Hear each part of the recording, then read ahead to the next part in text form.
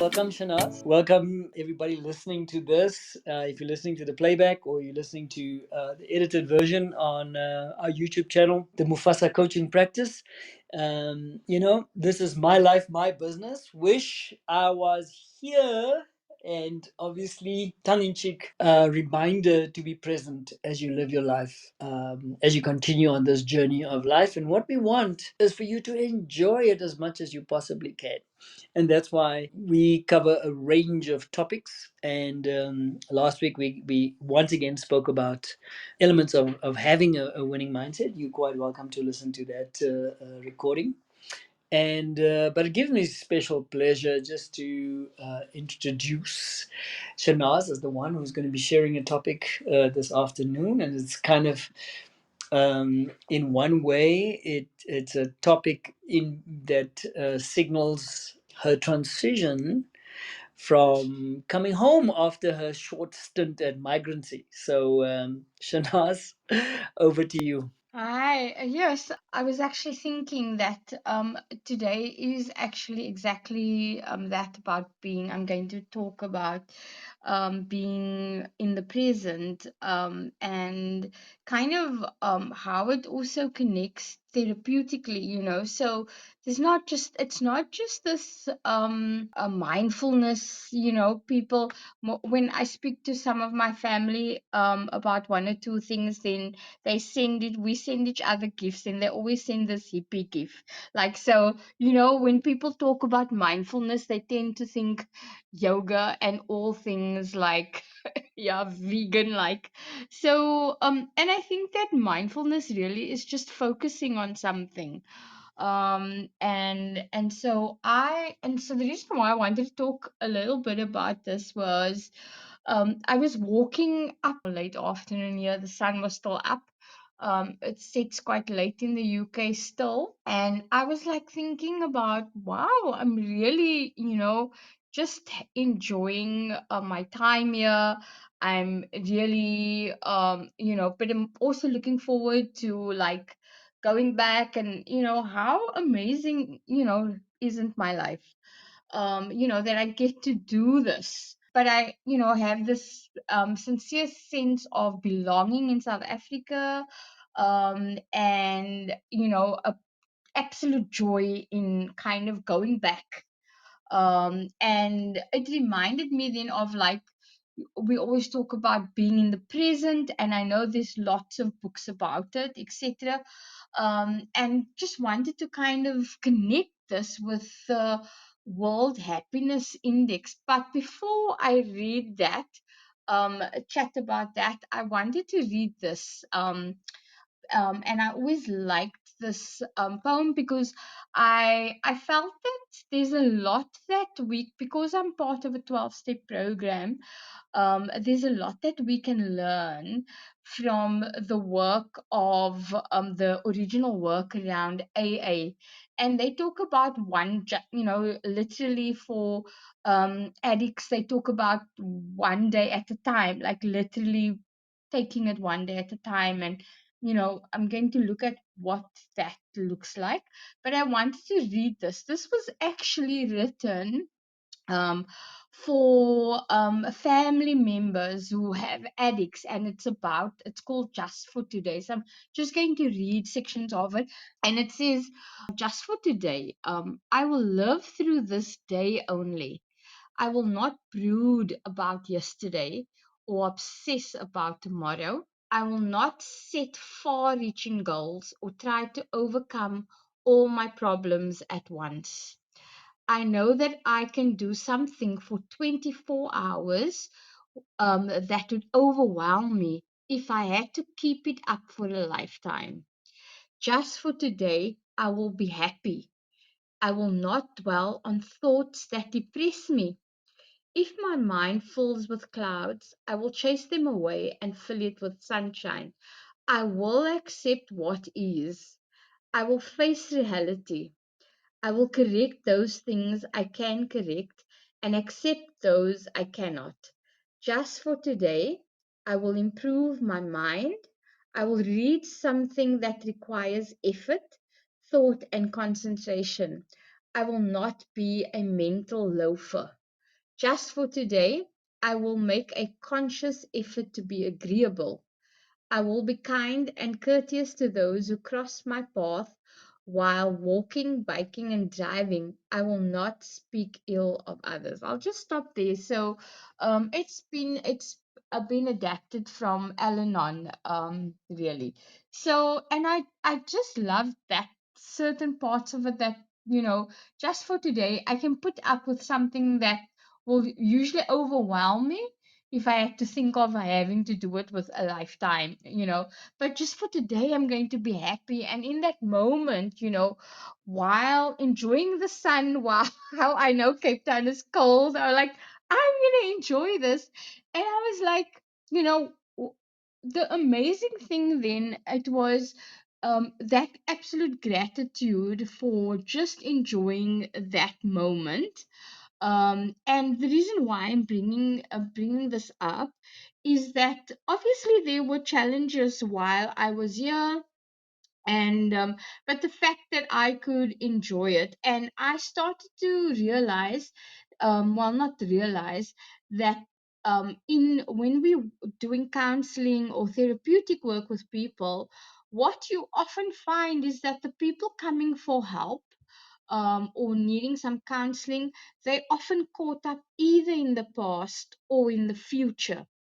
And so you'll find that most therapeutic traditions or approaches focus focus on helping people to be present. And there's a range of different things that and techniques that we use to help people, and children, when I'm working with young people, be in the present as well.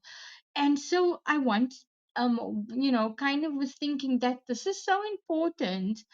And I was remembering, so why, thinking about it and enjoying that moment, and thinking, so what is it about my day that is, that I feel, that I'm feeling this good.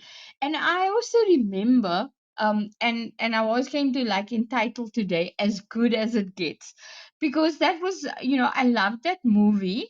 And you have Jack Nicholson coming into his therapist's office, and he says to all the other patients there, is this as good as it's going to get?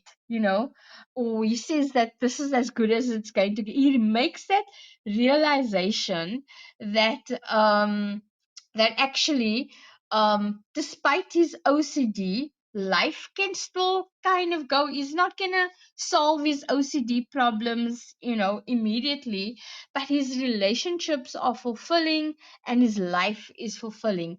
And so, how does this kind of connect? I was trying to think, so what made me particularly happy that day, feeling fulfilled, feeling like, oh my word, this is good, this is so good, and I'm going to like enjoy this moment.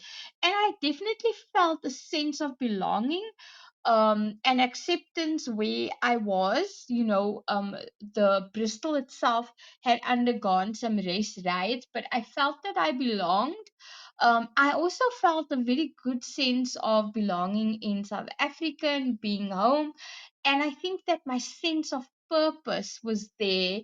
I think I have a deep sense of purpose and commitment and my values.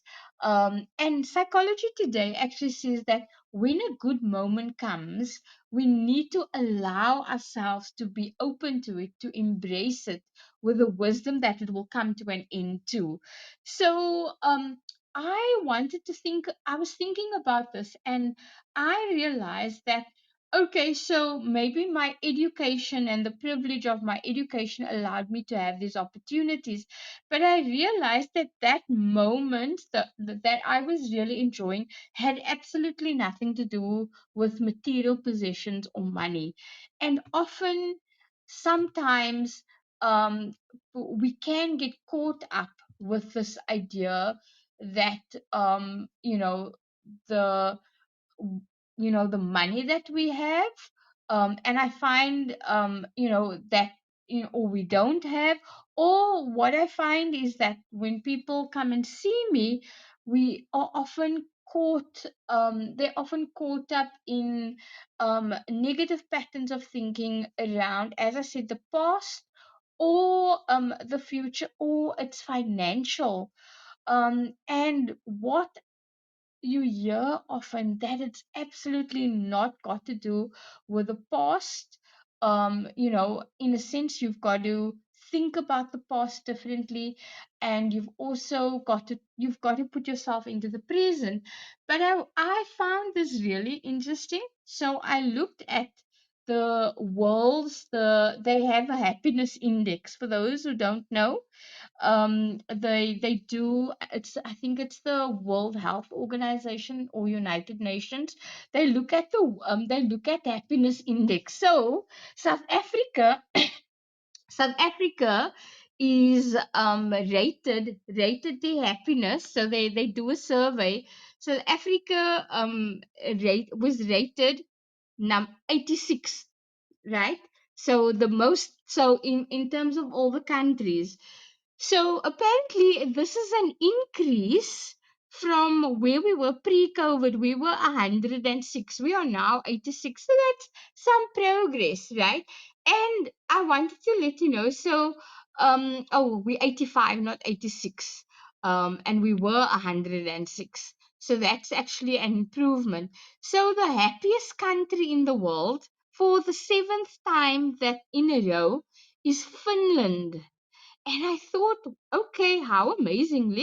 Let's look at why the Finnish people are so happy. So apparently, a Finnish philosopher, he says that Finnish people are happy because they have a strong sense of community, relatedness. They do good deeds for other people and they find a clear purpose for themselves. And I was actually thinking about this. Wow, like there goes some of the things that I was actually thinking about. That I have the sense of belonging, I have that sense of community, both in South Africa, but also here in Bristol, also with the colleagues here in Bristol. And I kind of enjoy doing nice things for people. I was running up and down here looking for a specific thing that my sister wanted. And several other family members put in their order for oh yeah, full of, yeah, like crazy things my sisters wanted. So I needed to go and find a bobblehead of Prince Charles. They actually wanted one of the other family, but they didn't have. So I've been like having these strange requests. But you know what? I actually enjoyed it because and when we found it, it was quite funny as well. So I really find that I enjoyed that, and then also a clear purpose. What I found is that I was specific about what I wanted to do here. And then also just in general, thinking about my purpose, and it was good time to kind of take some time out also. And so the things that they actually look at, when, so the top, just for interest sake also, what are this is for 2024, the top 10 happiest countries in the world. So I'll give you a list of the top 10. So I've said Finland was number one for 7 years in a row. The other countries are Denmark, Iceland, Sweden, Israel, the Netherlands, Norway, Luxembourg, Switzerland, and Australia. And very interestingly, the States and the UK fell quite far behind. They fell off. They were never really in the top 10, and they actually are 20th now. So it kind of goes to show a little bit about, you can have countries, you can live in countries which are well resourced, but it doesn't necessarily mean that that you are going to be happy there, or that the citizens of those countries are happy. And so again, like when I think of the philosopher, the Finnish person who says that, so these are the things again, and I want to help one. I'm going to think about it, and I'm actually going to talk about it with my class also. That that sense of community and relatedness is that they have, that they do good deeds for people and they find a clear purpose for themselves. And I thought that that was like amazing. So this is the things that they look at. They do look at GDP per capita. Interestingly, they look at social support, they look at healthy life expectancy, they look at freedom, they look at generosity and freedom from corruption. And I really just find that that's quite quite interesting, that social support is so important, generosity, and one sense of freedom. Some of those things are kind of obvious. Why am I thinking about this? I'm thinking about this because does not have to do with any resources. This has actually got to do with, generosity, about life, about being, in a sense, about being grateful. Now, one of the key issues that I tend to find when I'm speaking to people about this is like, so how do I actually do this? How do I be more in the moment? And I actually have to work with my patients, or my clients, around what does this actually mean practically. So I'm going to give you some practical, just some ideas to think about, a couple, as to, how do I become more present, that I can, you know appreciate those moments, of connection with others, that I can appreciate, a sense of belonging, that I can think about my purpose, and that I can be in the present also, that you're not caught up in your thinking about the past or the future, because that can be burdensome. And I also know that it's really amazing that one day at a time, it's like a mantra in for people in 12 step programs. It absolutely works, because not only have I've worked with people who are in AA, and I've listened and, done the research, etc., but you actually find that it really works for them. And so there's so much we can actually then learn from, when we are, in the present, when we are in the here and now. In gestalt therapy, they call it the here and now.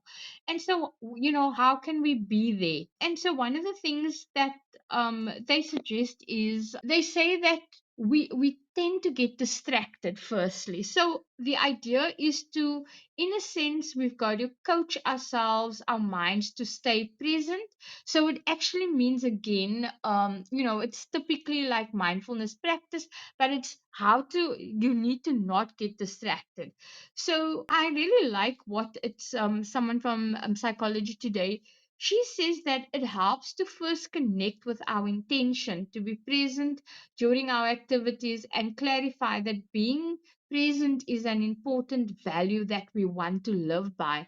So, in other words, you actually have to decide, when you started off. You've got to be conscious, and you've got to say to yourself, you know what? I actually want to be more present in life. You need to understand the concept first, and you need to think about, this is what I want to live, a more fuller life. I want to be in. I don't want to get caught up about the regrets of the past. I don't, for me personally, I tend to be quite future orientated, and I'm like making 110 goals, etc. And so I need to, that's been a relief for me, to stop planning everything ahead, and, having an overstructured, too many goals that I want to achieve. So it really is a balance. So it's something that I actually want, and I need to be more conscious of it. The next thing that they say is, then obviously you want to develop your self awareness, and you want to observe and notice each moment without ignoring or overly attaching ourselves to any moment. So we just want to observe. You don't want to make any judgment about that moment. Often we can think, oh, this is look am feeling negative at the moment. Oh, that makes me whatever. But the idea is to just observe. And one of the things that if you're a person who struggle to do this, so I've done this with younger people and children and even with adults.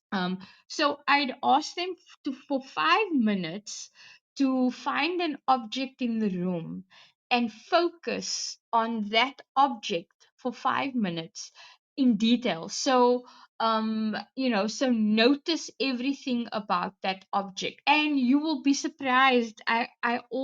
We always have like an amazing discussion after that, no matter what the object is.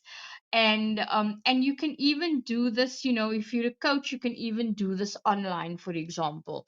And the kind of rich description that people give is really amazing. So that's one of the things that I do.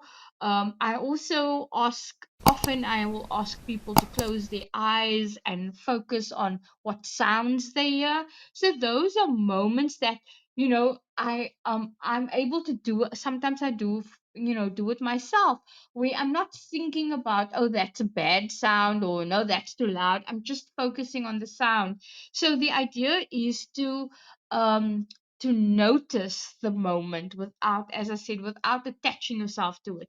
The other one is then to accept, as I said, accept all moments, whether they are painful or joyful, whether we like them or not. And I've said, so for example, one of my experiences here was that I felt a bit confronted by something I'd presented. But you know what? I kind of took a step back and was just thinking about the process in itself and what unfolded. And what I discovered was that, just the richness of the discussion. And so that was something that when I present, as an academic, we can often, we are aware that whatever we present can be, we receive criticism. And, in academia, we supposedly pride ourselves on receiving constructive criticism. But what I realized that even from that discussion, I gained so much just because I was not caught up in defending the viewpoint I had about something. But I was just noticing people's engagement around that. And so that's actually something that I am going to take with me, that I can accept all moments. Even when someone is confronting me with something, there was no need for me to defend it. I was just noticing it, and I think I really enjoyed that, and I kind of, it was something that I had learned.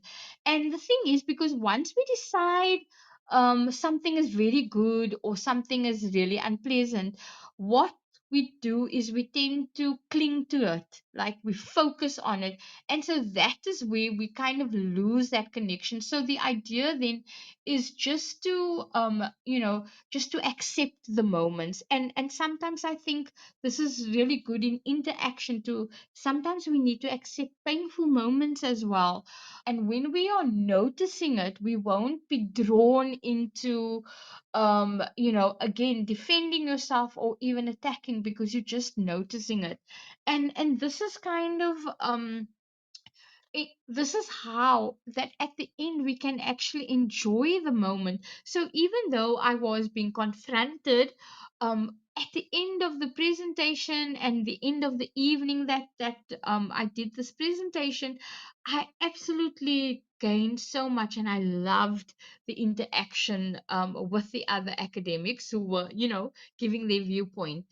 The other thing that, which is kind of what I touched upon, which they say, is we need to develop a willingness to tolerate unpleasant moments as they come, without fighting or getting overwhelmed by them. And we can remember that they will not last forever, and that we can cope with them. And you know what? This was one of the, as I said, because the brain doesn't like unpleasant, painful moments. But we can actually tolerate them. And it's when I get into that moment of, okay, let me listen to what is happening here, let me actually focus on the discussion, let me focus on the moment. And I use that often when people are sharing their stories, sometimes they're painful stories. And what I find, and it's because I think that I've been trained in this, is that when people share painful moments, as humans, or friends and family even, or colleagues, we want to make it better for them. And so we don't let the moment, we ourselves are, we cannot tolerate that, and so we respond. So the idea is that we is to really help yourself and think about, and being willing to tolerate unpleasant moments. And what they're actually saying is that you can also find that when if you start getting anxious, if you get very busy, you will, if you take yourself into it, you will discover that maybe you will find that it's because you are not tolerating the unpleasant moments, or you're not, you need to develop that. And so I tend to find that when you can have ADHD in adults as well.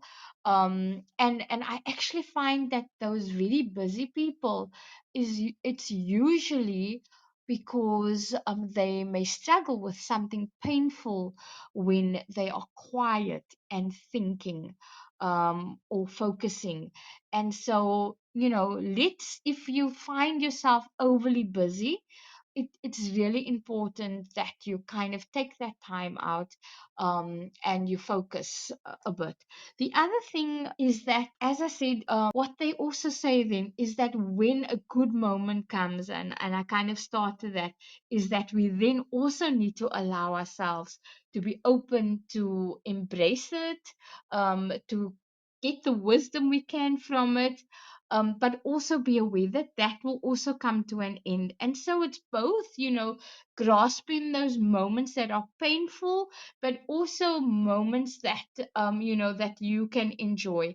And in that way, I think that we can be more fulfilled, and we can be happy. And maybe if we all practice this, then South Africa can move higher up on the index, on that scale. So yeah, thank you. That's me. I find it actually quite fascinating that we move from 106 on the happiness index pre-COVID to 85. You know, does it say why South Africa actually improved in this manner? No, I didn't. This was a general one that I mean, I can go in and find it, and then I can let you know. I can think of few things. I can think of that maybe there has been some political change. Think also that maybe there's, in terms of the economy, etc. Remember the things that they're looking for. The list that they actually looked at Hmm. was the GDP, social support, freedom, and generosity. And the other thing was healthy life expectancy. So I almost think that maybe there are things, although that we, people will complain about, like corruption. Um, we I think that we form good relationships, the social support and the Hmm. sense of freedom and the generosity is maybe where we score on. Maybe those things Mm. improve. Mm. Okay, sure.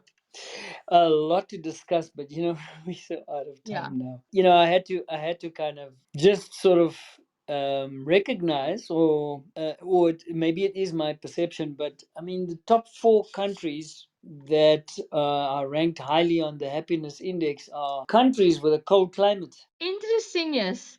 I think, yeah, it's Scandinavian countries.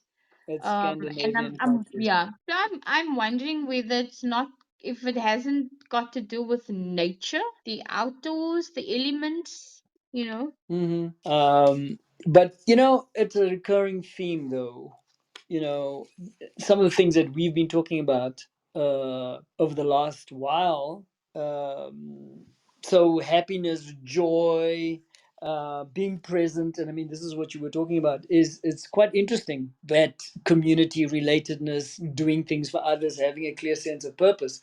So it's not this living isolated lives behind high walls, etc. It is very much being connected, and doing things for others and having a clear sense of purpose. And I mean, look, lots of things that resonate so much with me. And you know that, and you ended up also by talking about, you know, developing a willingness to tolerate unpleasant moments.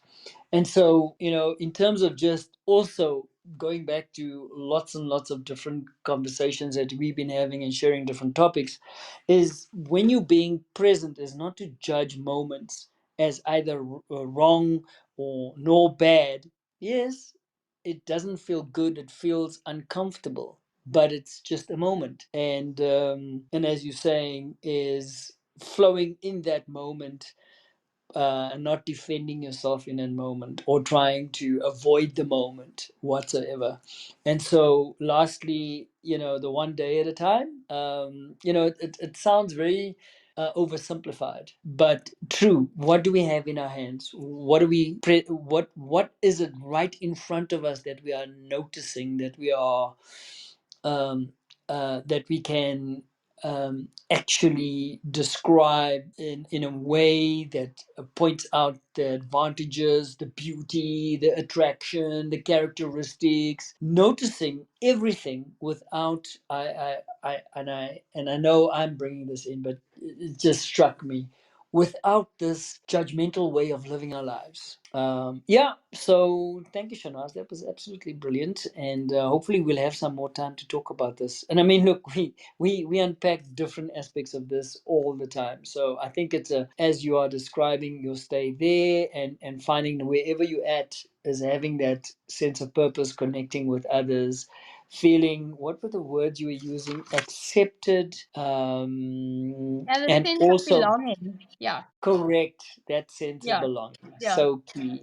Yeah. yeah, So yeah. but anyway, come back, it's time. Thank you. I am coming back soon. So yeah, and I just uh, find this happiness index thing so fascinating. yeah. In terms of what they talk about, that sense of community, doing good deeds to other for others, and a Mm, clear purpose again, which is amazing. Like mm, yeah, it makes mm. me think. Yeah, absolutely. So just for today, we're going to be happy. And just for today, this is your last night. You're going to have a very early morning. So all the best with the final packing that you have to do, and but enjoy the trip back. Thank you so Uh, much. Thank you. so bye. And just to confirm, Shanaz, that we're Oh, talking again in next 2 weeks, okay. time. Yes. Okay. Yeah. Thanks. Okay. Okay. Bye. All right then. Bye.